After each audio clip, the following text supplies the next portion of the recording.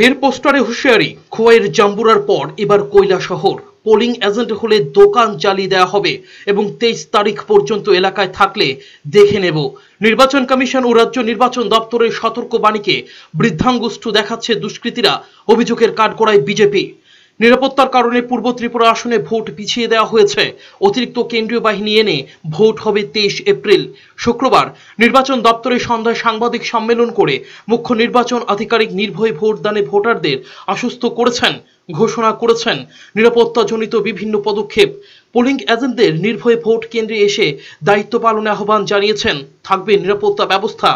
এই দিনেই গভীর রাতে কৈলাসহরে ডুলুগাঁওয়ে দুজন সিপিএম নেতার বাড়ি ও দোকানে সেটিয়ে দেওয়া হলো পোস্টারের হুঁশিয়ারি।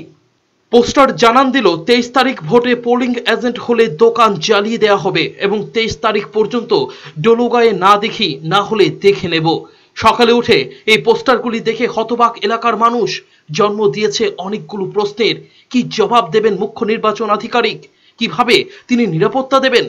সাংবাদিক সম্মেলনে কথাগুলি কি শুধুই আশ্বাস? এখানে কি নির্বাচন দপ্তরের এবং কমিশনের দায়িত্ববোধ নিয়ে প্রশ্ন ওঠে না? ব্যুরো রিপোর্ট, চ্যানেল দিন রাত।